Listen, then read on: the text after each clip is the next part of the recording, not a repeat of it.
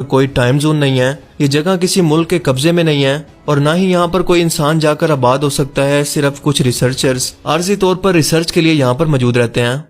हर साल यहाँ पर आते रहते हैं, मगर मौसम की शिद्दत की वजह से इन्हें भी वापस आना पड़ता है, खास तौर पर सर्दियों के मौसम में। इसके कई हिस्सों पर इंसान तो क्या, किसी जानवर के भी कदम करोड़ों सालों से नहीं लगे। अंटार्कटिका की शेप को आसमान से देखें तो ये बिल्कुल एक जैसी लगती है, लेकिन असल में यहाँ का मशरिकी हिस्सा इसके मगरबी हिस्से से 10 गुना बड़ा है। इसी बड़े हिस्से के अंदर पाकिस्तान का भी रिसर्च सेंटर जिन्ना रिसर्च सेंटर के नाम से मौजूद है। दोनों हिस्सों की हाइट के अंदर भी अच्छा खासा फर्क है, लेकिन इस मशरिकी हिस्से के अंदर एक एरिया ऐसा भी मौजूद है जिसे मैकमर्डो ड्राई वैली के नाम से जाना जाता है। यह इलाका या तो बर्फ से बिल्कुल खाली है या यहाँ पर बहुत ही थोड़ी बर्फ मौजूद है और इसीलिए यहाँ ना कोई जानवर, ना कोई परिंदे और ना ही जिंदगी का कोई निशान मिलता है। ऐसा लगता है कि ये जमीन के बाहर की कोई और ही दुनिया हो। इसीलिए नासा के साइंटिस्ट को यहाँ पर स्पेस प्रोग्राम की ट्रेनिंग के लिए या स्पेस प्रोब की ट्रेनिंग के लिए यहाँ पर लाया जाता है, क्योंकि ये जगह आज भी बिल्कुल वैसी है जैसा आज से करोड़ों साल पहले मौजूद थी।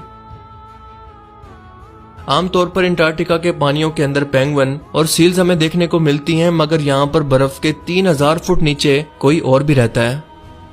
जब बरतानवी रिसर्चर्स की एक टीम ने इसकी मोटी बर्फ के अंदर तकरीबन 30,000 फीट गहराई के अंदर सुराख किया तो हैरान रह गए, क्योंकि इनका कैमरा 30,000 फुट गहराई के अंदर जाकर एक पत्थर से टकराया जिस पर कोई जिंदा मखलूक मौजूद थी जो किसी स्पंज की तरह दिखती थी। ऐसी मखलूक आज तक जमीन पर कभी नहीं देखी गई। इससे पहले माना जाता था कि इतनी गहराई और अंधेरे के अंदर कोई भी समुद्री मखलूक बिल्कुल जिंदा नहीं रह सकती, पर यह मखलूक ना सिर्फ जिंदा थी बल्कि अपनी खुराक भी इस गहराई के अंदर कहीं न कहीं से ले रही थी।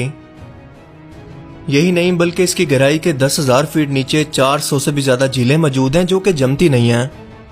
इसके अलावा इसकी बर्फ की तह के नीचे ऊंचे ऊंचे पहाड़ भी मौजूद हैं जो कि 1200 किलोमीटर तक फैले हुए हैं और 10,000 फीट तक ऊंचे हैं।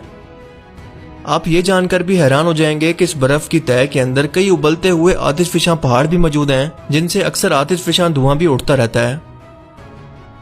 अंटार्कटिका में टेलर ग्लेशियर के मकाम पर एक जगह ऐसी भी है जहां पर पानी नहीं बल्कि ब्लड फॉल होता है, यानी खून का झरना, जिसकी वजह यह है कि यहाँ पर पानी का बहुत बड़ा जखीरा मौजूद है, मगर इस पानी के अंदर समंदर के पानी से भी 3 गुना ज्यादा नमक मौजूद है, जिसकी वजह से ये पानी जमता नहीं है। और फिर यही पानी जिसके अंदर पहाड़ों से आने वाला आयरन भी बहुत ज्यादा तादाद के अंदर मौजूद है, जब बाहर की ऑक्सीजन से मिलता है तो आयरन ऑक्साइड में बदलकर इसका रंग लाल खून के जैसा कर देता है।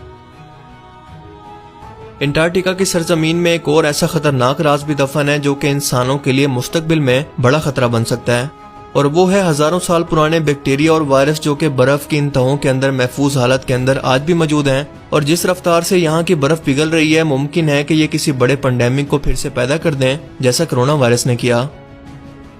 2015 में साइंटिस्ट ने तिब्बत के पहाड़ी इलाकों के अंदर बर्फ के एक टुकड़े को जब लेबोरेटरी के अंदर लाकर टेस्ट किया तो हैरत अंगेज तौर पर इसके अंदर 30 तरह के नए बैक्टीरिया और वायरस मौजूद थे, जिनमें 28 ऐसे थे जिसके बारे में इंसानों ने ना कभी सुना और ना कभी देखा, और ये पिछले 15,000 सालों से यहाँ पर जमे हुए मौजूद थे। इसलिए अंदाजा लगाया गया कि अंटार्कटिका की तकरीबन 1.5 करोड़ स्क्वायर किलोमीटर की बर्फ में कितने कुछ राज इन वायरस और बैक्टीरिया की सूरत में छुपे होंगे। साल 2007 में साइंटिस्ट को अंटार्कटिका के बेकन और म्यूलेनस वैली के ग्लेशियर्स के अंदर 1 लाख साल पुराना एक बैक्टीरिया मिला था जो कि बर्फ के ऊपर आते ही एक बार फिर से जिंदा हो गया। अंटार्कटिका में इंसानों की मौजूदगी ना होने के बराबर है और इसीलिए इसका ज्यादातर हिस्सा अभी भी एक्सप्लोर होना बाकी है। मुस्तकबिल में हमें इसके बारे में क्या क्या नई खोजें देखने को मिलती हैं ये तो वक्त ही बताएगा, लेकिन एक बात तो कंफर्म है कि ये खोजें बहुत ही हैरत अंगेज और इंसानों की सोचों को हिला देने वाली होंगी। तो दोस्तों, अंटार्कटिका के बारे में कौन सी फैक्ट आपको सबसे ज्यादा अमेजिंग लगी? अपनी कीमती राय का इजहार कमेंट सेक्शन में जरूर करें। अगर इस वीडियो से आपको कुछ नया जानने को मिला तो इसे जरूर लाइक कीजिए, और अब मैं मिलूंगा आपसे एक ऐसी ही नई इंटरेस्टिंग वीडियो में। तब तक के लिए अपना बहुत सा ख्याल रखिएगा। Thanks for watching this video. Allah Hafiz.